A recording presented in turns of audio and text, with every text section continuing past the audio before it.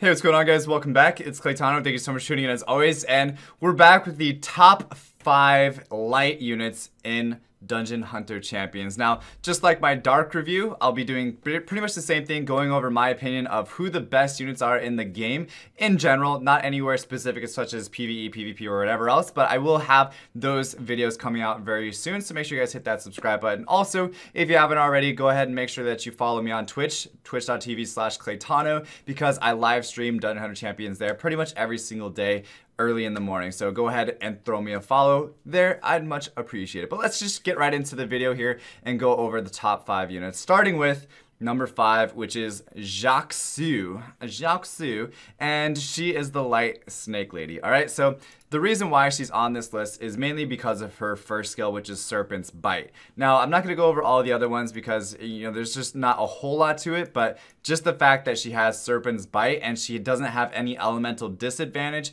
is why she is number 5 on this list of the best light units in Dungeon Hunter Champions. So the reason why is because she has that ongoing damage. So anytime she uses a skill such as Viper's Nest, Draining Kiss, and Enfeebling Toxin, she's going to be putting a ongoing damage on the unit. Now this is extremely crucial for bossing such as the Elder Drake boss as well as the Steel Widow boss. Again, because she's light, she doesn't have any disadvantage, so she can be used in both very, very nicely. Okay, so if she uses Viper Nest, she's got to put ongoing damage. So make sure you guys put your snake ladies on adept because they need to be using their skills in order to put more ongoing damage stacks on the boss or on the unit that she's attacking. She has Viper's Nest, which gives mark as well, which is amazing because this kind of, okay, so your first basic attack, don't get it wrong, it doesn't put mark on it, but if the unit has mark, then the snake is more likely to target the unit with mark. So if you have Viper's Nest on there, it's going to target the unit that you just put the mark on, okay? That's what that means. Draining Kiss is just a nice little stun, and Enfeebling Toxin is going to send out that little ball. It's going to explode into a bunch of little pieces, and it's lowering the attack power of all the units that it hits. So if it hits the boss, you're going to be taking less damage, which is why, again, why she's on the list. Now, accuracy is a huge thing for Zhaoxue, which she gets the synergy trait, which gives you 30% accuracy. However, I recommend building it with a 15 or 20% skill cooldown reduction synergy trait from like a timekeeper or something like that.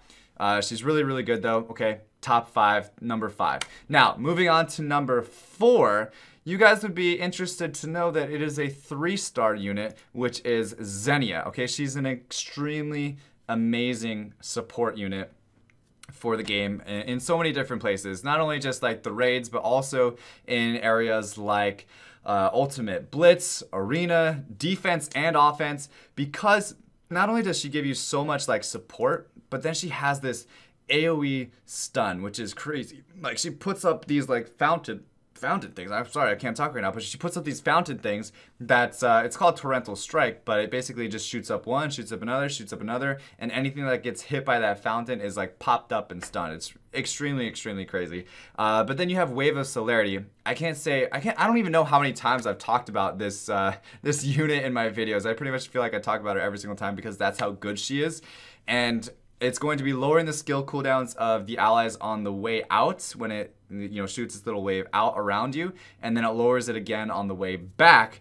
And the healing is based on your max HP, so you could be healing your squish units for like their entire HP, depending on how much HP Xenia has.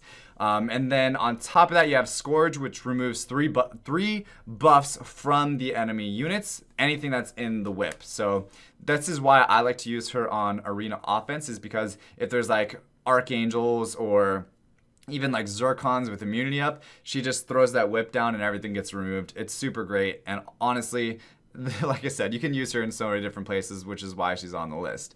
Now, Erosion, this is just her basic attack. She's going to be lowering your defense, which is, again, really, really, really useful. For her, I would recommend building her on Adept with high HP, high defense, and high accuracy, at least 60% plus.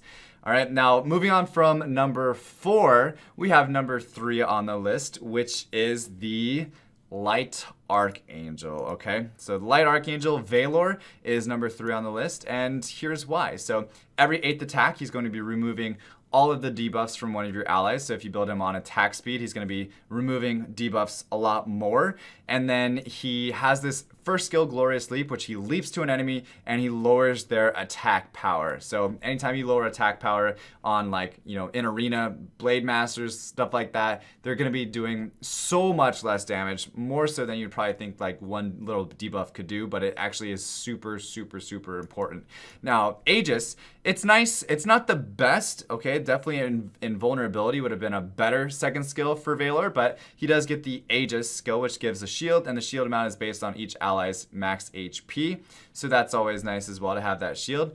And then this right here, Divine Judgment, which is his third skill, is another reason why he's on, you know, number 3, really, is because he gives haste to his allies, but the nice thing is that he silences everybody in this little aura that he puts around him. So just kind of like Clephinus and all the other archangels, he puts an aura around him, and anytime anybody's standing in that aura, they cannot use any of their skills, which is extremely, extremely powerful, you guys. You have no idea how many times you will find yourself sitting in the aura of a Vael'or and trying to get away. He's smacking you with his sword, removing all the debuffs from his allies, and then he's also doing so much damage to you because it's based on max HP, based on max HP, based on max HP, and he's going to be having like attack speed, HP, HP, adept, so he's going to be using those skills over and over and over again.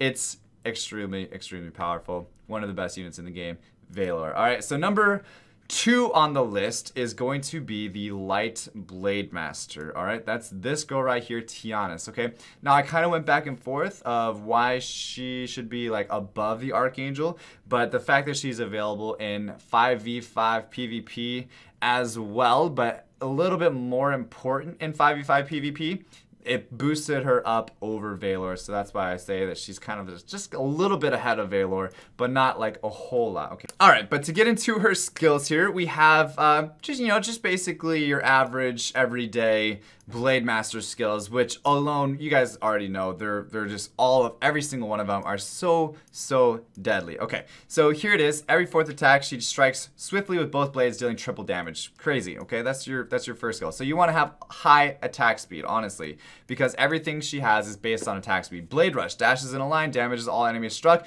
Bonus damage is based on attack speed. Okay.